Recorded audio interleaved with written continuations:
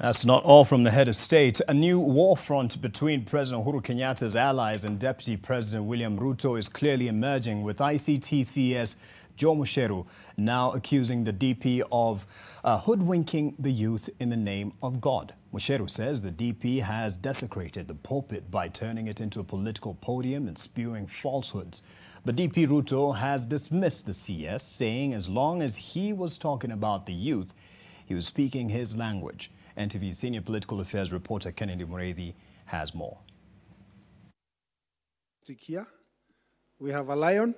The road to the 2022 elections is getting slippery. You have heard him speak.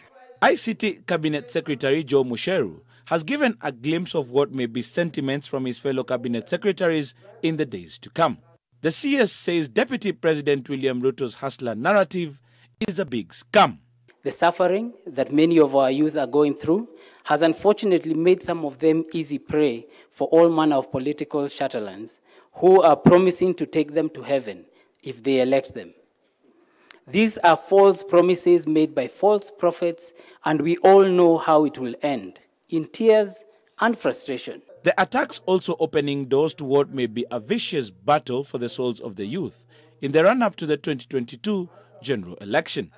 According to CS Mucheru, DP Ruto, in God's name, has often used the pulpit to preach how his government will speak to the needs of the youth. Yet it's only aimed at advancing his political agenda. Many people have been using the name of God in all manner of places, saying things that, in my view, are not necessarily true.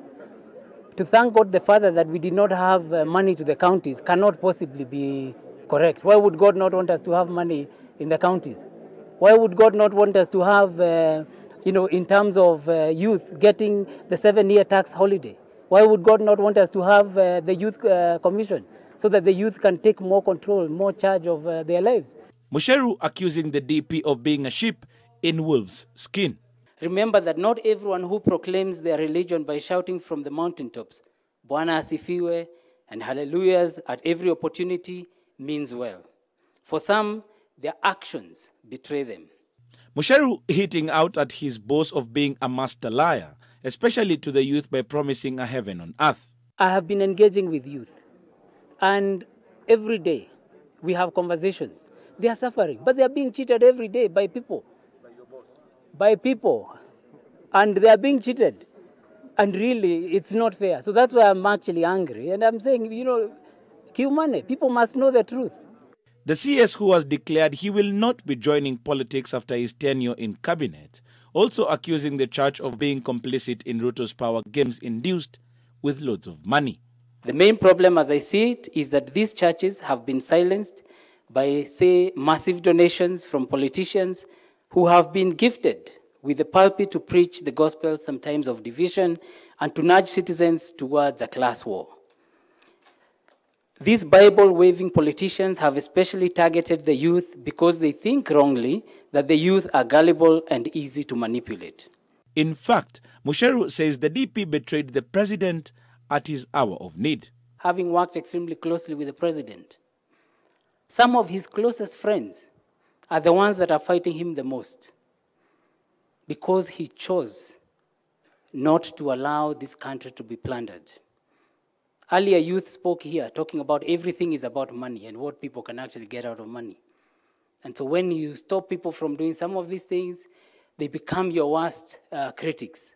And they want to fight you and they want to stop you from the direction that you're going. DP Ruto, who met leaders from Western Kenya in Naivasha today, however, laughed off the attacks from the CS, saying he was now speaking his language. I do not wish to respond to those who are criticizing what we are doing, because we believe that criticism is not entirely a bad thing.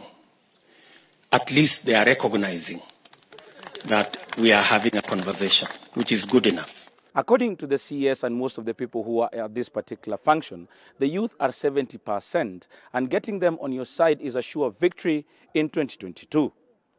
Kennedy Mureithi, NTV in Limuru, Kiambu County.